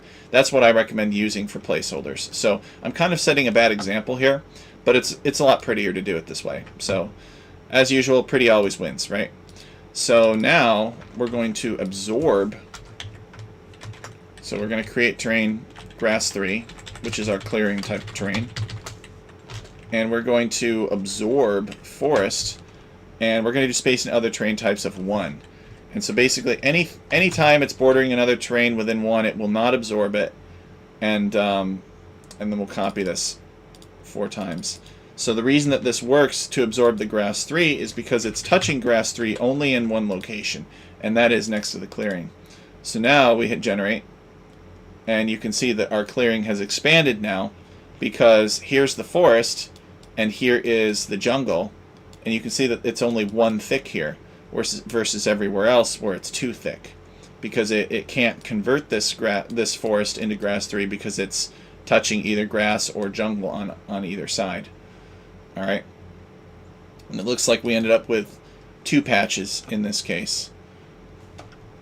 And so then the final step would be to revert the placeholder. So we're going to say absorbing some placeholder. And this is going to be reverting placeholder. And again, I didn't invent I invented nothing. Well, I invented nothing. Like, none of the concepts that I'm showing you guys today were my own invention. Like, I did not dream this stuff up. Other people, with exception of maybe the player land, I dreamt that up. But other people dreamt that stuff up, and I just industrialized it. I figured out how to compile it or mass produce it, and it's worked well for me. So now we're going to convert the jungle back into forest terrain. And we're going to do jungle here. And we're going to get rid of this space and other terrain types. We don't need that anymore. It's now just if you are this placeholder terrain and you exist anywhere, and that is the only thing that you are doing, converts you back to forest. And so now we hit generate, and you can see that it's now all proper forest terrain. And the beauty of this is that we could, if we wanted to grow it again, we just copy these 12 lines and paste it below and grow it again. Save it. We'll keep the same seed, and you'll note that these clearings are now larger. So we can keep doing that until we get them the size that we want. I think that this is a good size, but we'll try once more just to see how it looks.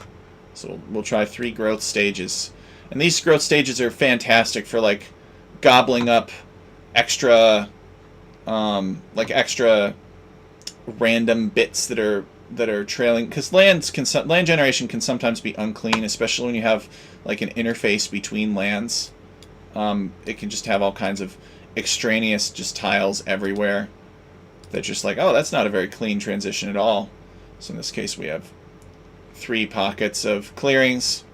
Okay, so now let's go into connection generation, and Captain Neeples I think can help us out with this one, because I know very little about connection generation. I actually don't think I have I don't even have a category in here, because I don't use connections very often. They're very squirrely.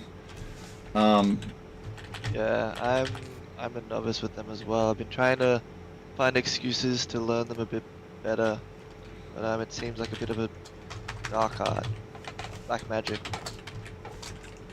It is. You know who knows about connection generation very well is Zetnus, friend of mine. I'm sure you know Zetnus. He's all over the place in the RMS server. He's everywhere.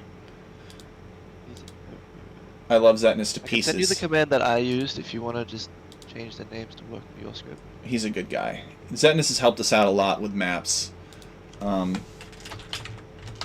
Accumulate connections.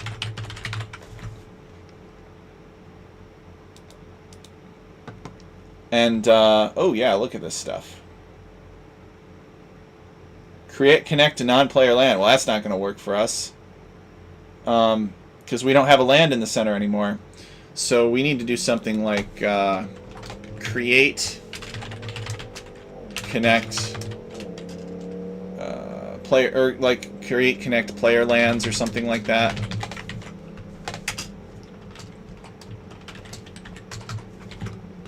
Let's open up the RMS guide.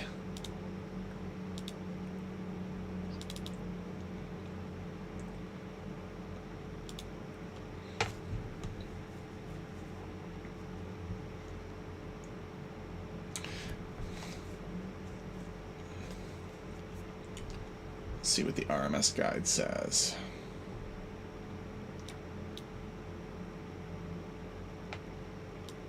Zetnus literally wrote the book on random map scripting. Alright, connections. Should just be able to change it to all players land. Try that.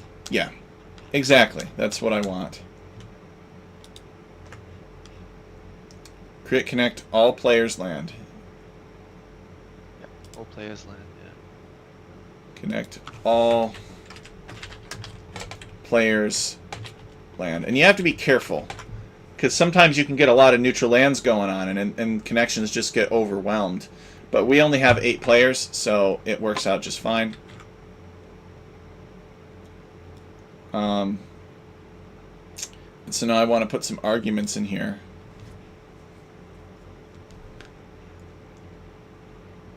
Default terrain replacement.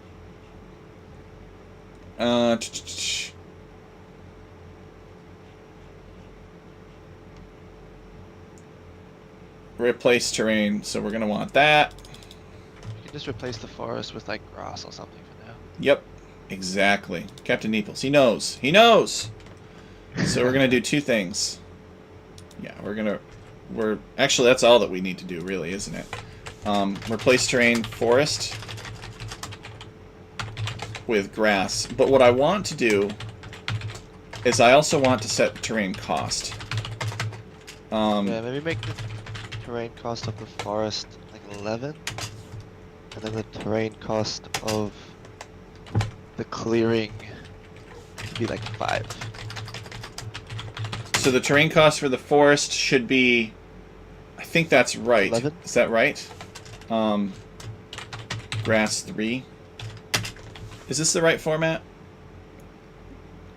Terrain Constant. cost, and then the terrain, and then a number. Okay. Alright, so that should be right.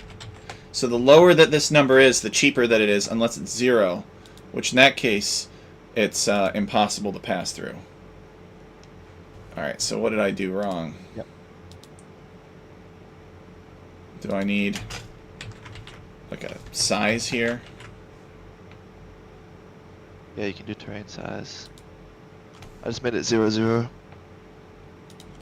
Terrain size.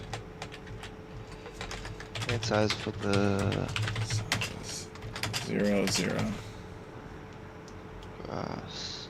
I don't really know what I'm doing with connections because I never use them. Yeah. Still not doing. I must be Terrain missing something. size grass 3, 0, 0. So replace terrain, so I got that. Terrain cost. Grass 1, medium 1, okay. Yeah, so you have to specify, when you do terrain size, you have to specify the terrain as well. Aha! And this is the Terrain terrain size, that's being grass replaced, 3, right? 0, 0. Oh, okay. See, Captain Naples is teaching me something today, too. And that's always good.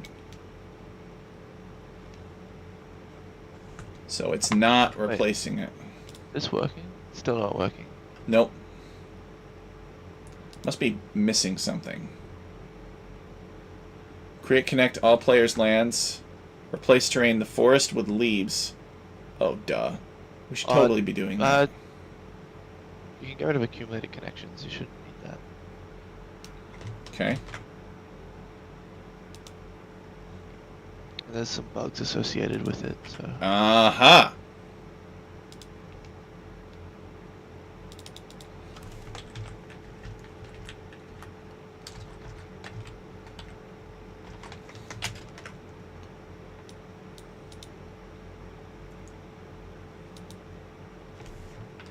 So we'll comment these out. These are just reference. And then are we? Did I do that right? Create connect all players' lands.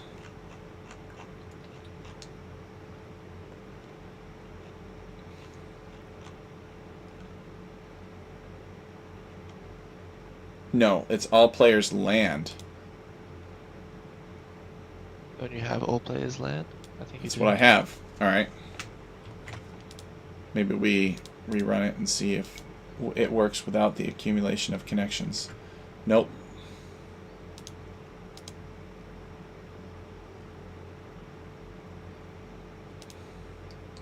Let's see.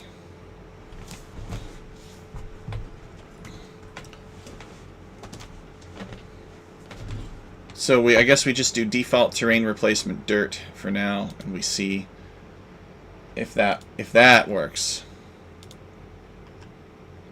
So let's comment these out. We only have those 2 terrains, right? We only have the forest and the grass 3. Yep. So this will at least show us what the connections are by default. Alright, well, it likes that. It likes that.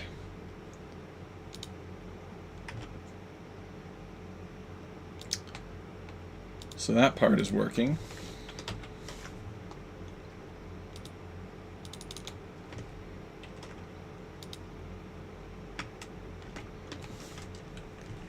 Replace terrain, forest, with grass 3. The terrain size for grass 3 should be 0. I think terrain size needs the 2 arguments, doesn't it?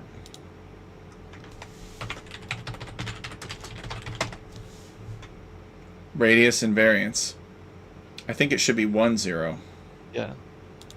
I had 0, 0. Is it not both? So it should be That has 1, radius 0. invariance. All right. Well, let's try this now.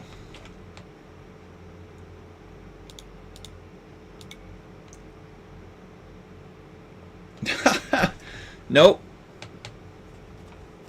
Dang, it's very stubborn, fighting us tooth and nail.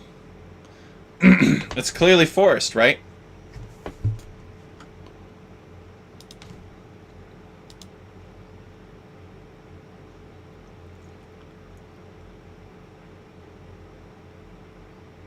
Replace grass with road. Replace water with shallow. Terrain size. Yeah, the terrain size is the replaced terrain. It's not the terrain doing the replacing. So I think it should be forest. Let's try that.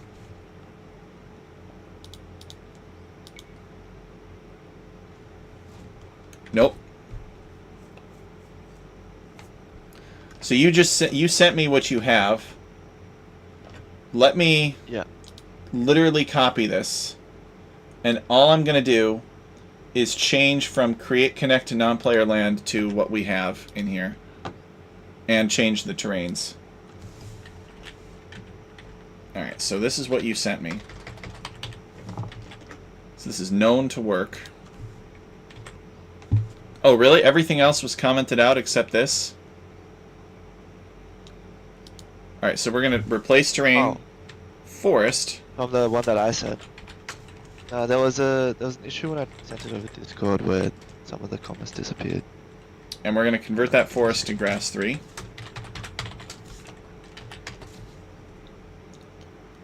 And we're going to say create connect to all players' land.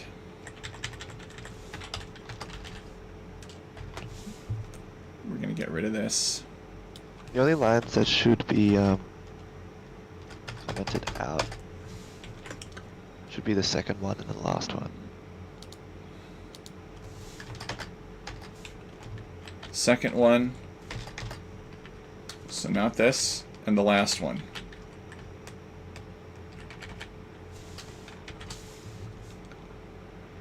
Alright. So the terrain cost for the center hole terrain, which I'm guessing is grass 3.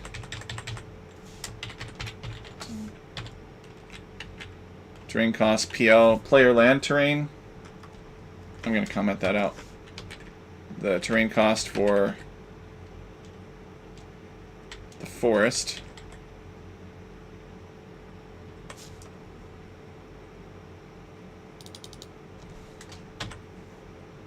Don't need that. Forest. We're going to set that equal to 10. Terrain cost for grass, or for grass 3, we're going to set that equal to like 2 or something, super cheap.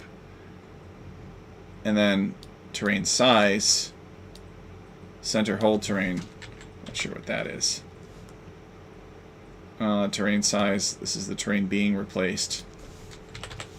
Forest, and that should be 1, 0. Alright. I don't really know what's different about this than what we've been doing. I don't think it's going to work. Yeah. Is there a reason why you have 2 terrain cost statements for grass 3? Where? In connection generation. Oh. Let's get rid of that. Maybe that's what's going on. I doubt it, though.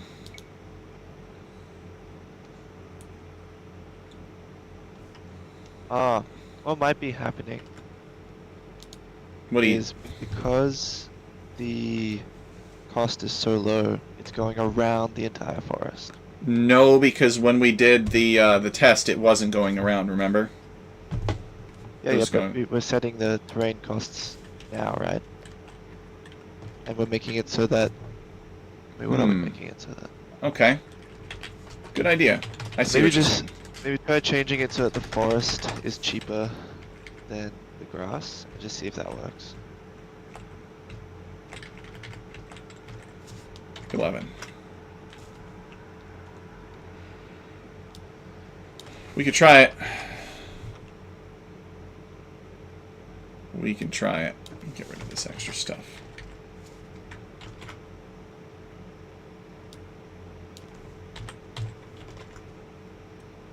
Also, I will have to go in a minute, unfortunately. Yes. No, I don't know. I don't know. I don't trust connections. And this is why. That's unfortunate. It sucks to say I don't know in a demonstration like this. The demonstration was the compiler and that worked, so... Yep, that's true.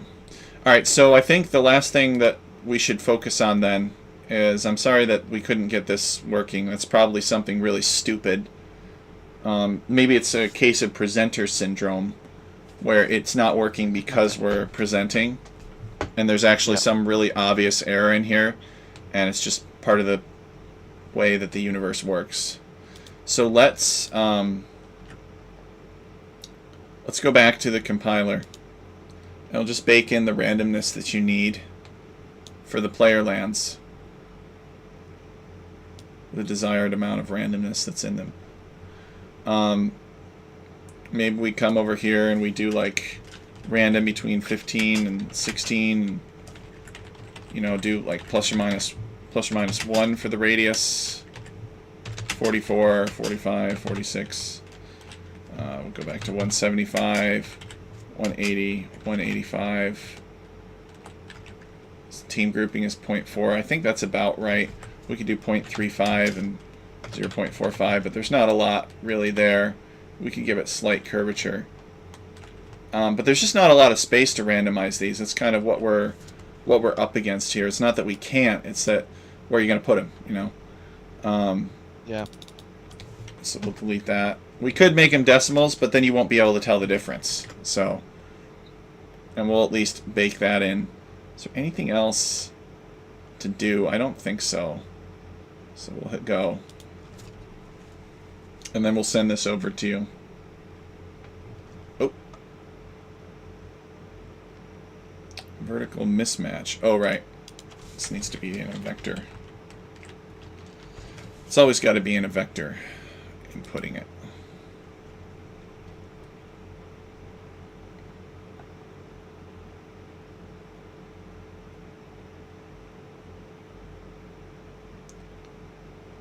It's like it's thinking, but it's taking more of its time to do so. So we're going to have, for team games, for 3v3 or 4v4, we're going to have, well, for 1v1, we're going to have 3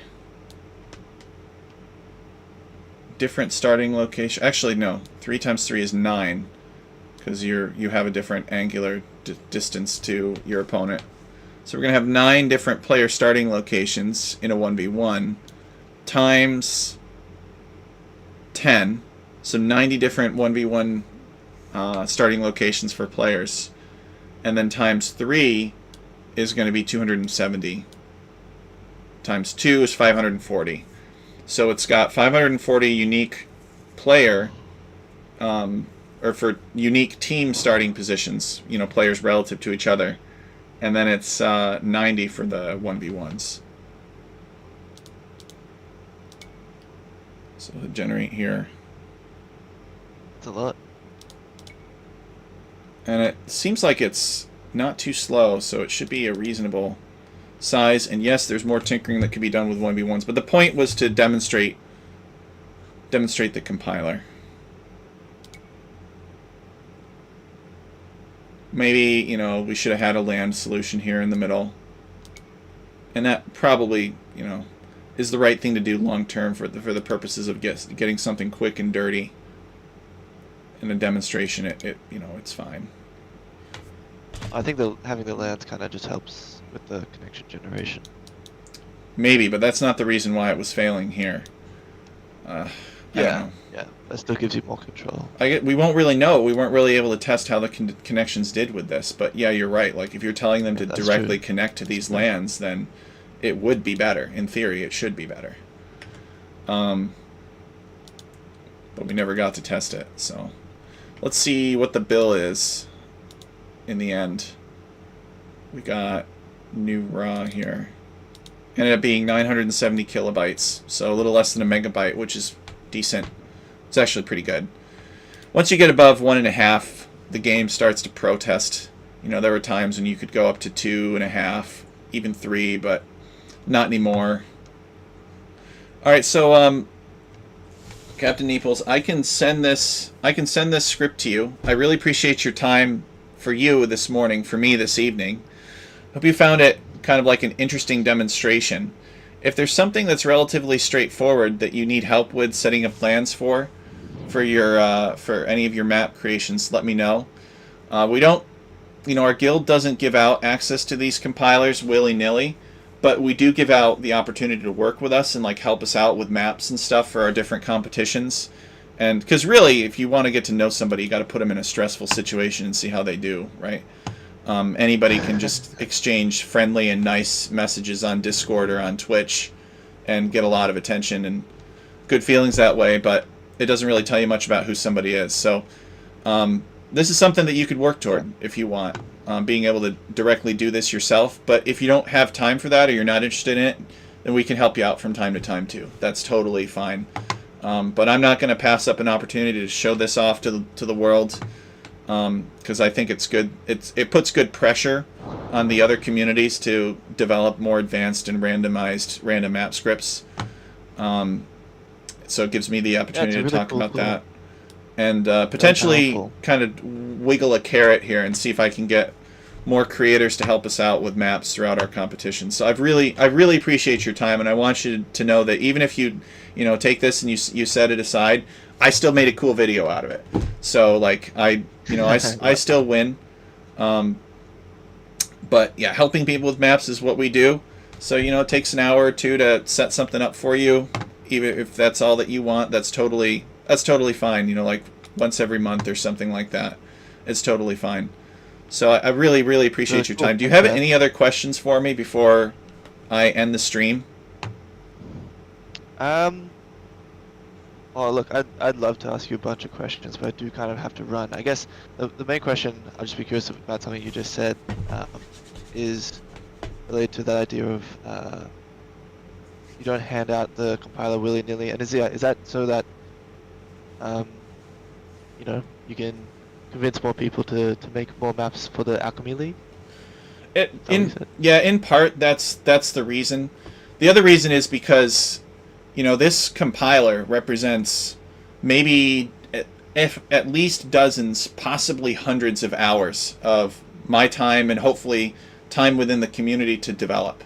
This is way more advanced, as you may have been able to tell, than Madlands. Madlands is good. It's a fantastic starting point, and it's what inspired this. But this can do way more than Madlands can. And so if I made this free, what would happen is every other community out there would be like going and using it, because I'll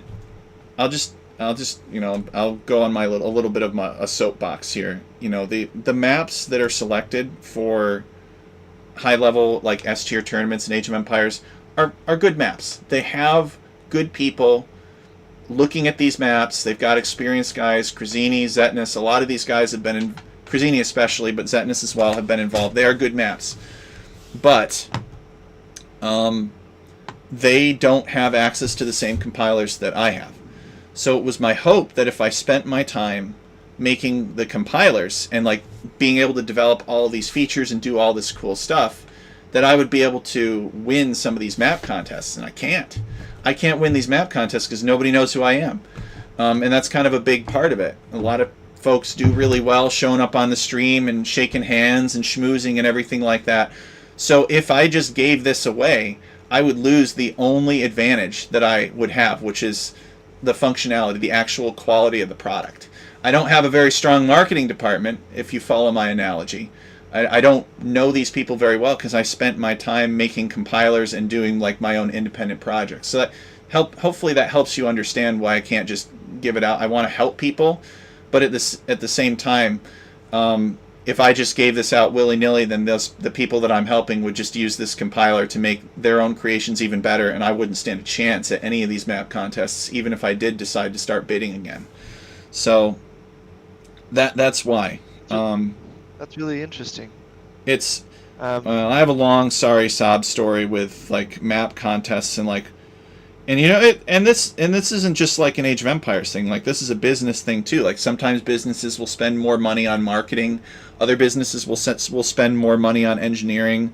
My background is in engineering, so my tendency is to spend more time engineering something and making the best quality product possible. But if nobody knows who you are, nobody knows about your product, they're not going to buy your product, right? And your business is not going to be successful. So setting these compilers out and just giving them out to the world, while there would be some people that would say, oh yeah, TechChariot, nice guy, thanks Tech, I love using your tools, which the Mad Catter has done. Like there are people that have made tools, Image to RMS, the Mad Catter, but those tools are not as feature packed as a lot of the tools that we have. So to release like these compilers to the world would be like spending millions of dollars to develop, not millions in this case, my time has not been worth millions of dollars, but you get the idea, right? A company spending millions of dollars to generate like a technical package, a drawing package for a product, and then just another company that didn't spend that money developing those drawings, but they work, taking those drawings and then going in China or something and going and building it for way cheaper, right? Because they spent their money on capital to make all these machines that could mass produce things and do things for cheap. So the company that did the engineering goes out of business. It's a similar sort of concept here, where we want to, as a community, maintain a competitive edge. So we have probably 4 or 5 different people that have access to these compilers, and any of them could help you for like, a short-term thing, like, hey guys, set me up with a pattern that does this. I can take care of the rest, and something like that. These are good guys. Some of them don't use the tools very often. Some of them, I'm hoping, will start using them a lot more often. We got one guy that seems to be really digging into the objects autoscriber that we have, which is a completely different animal, but still very useful. So I bear no ill will to any of these other map creators that have creative ideas and are winning these contests, but I can't afford to give them that kind of an advantage. I would never be able to compete in a map contest ever again if I did. So at least this way, if any of these map scripters that I'm working with use the compiler to make something that wins a map contest, to be like, hey, I know that guy. I worked with them. They're awesome. Congratulations. I'm happy for them. And there's a small part of TechChariot going on to winning that competition as well. So hopefully that answers your question. But it's really just all about making friends and figuring out who you can trust, because if there's one thing in life I've learned, it's that you can't make people care about you. So you shouldn't help people that don't care about you. So people care about me and they want to help the alchemy succeed, and they help us out with maps and stuff like that, then I will help them out with supercharging their scripting capabilities where I can. That's cool, man. Well, yeah, it's a really awesome tool that you developed. I hope you're proud of it, and I'm super stoked to see future maps that you put into tournaments as well. Keep chatting with you, and have a good day, man. Have a good night. Yeah, Captain. Thanks for showing me the stuff. Yeah, Captain Nepals, if you need anything, please let me know. If you want to set up a branch on our repository, that's the best way for us to collaborate on projects. It's the best way to ask our community to help out with configurations if you need them for now. We're happy to help, happy to make friends. And if you're ever interested in bidding on any of our map contests, let us know, because we're always looking for help. Thank you, man. Thanks, man. All right, have a good one. Yep, we'll see ya.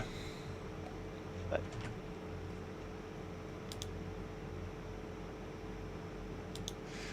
All right, guys, so that was Captain Nepals IV. He's got this really cool concept for a new raw map that he wants to make, or a new map called raw. And we tried to help him out with these clearings. I think we got some decent clearings with some pretty simple code, but we couldn't get the connection generation. Of course, we nailed the land generation, I think, pretty decisively.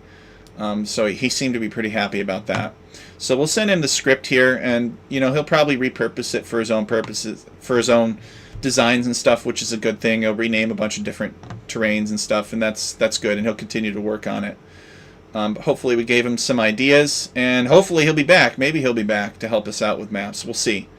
But that's pretty much the demonstration that I wanted to give you guys today. Don't worry about the connections part. The important part is that we've got this really useful land compiler that allows us to to make some pretty varied and unique things that cause players to adapt and also put them in unique situations. So I really appreciate your guys' time today. Captain Neeples was a pretty good sport, I think, listening to me ramble on. So with that, I'm going to end the stream. Really appreciate everybody who was here, and I will see you later for more casting from Alchemy League.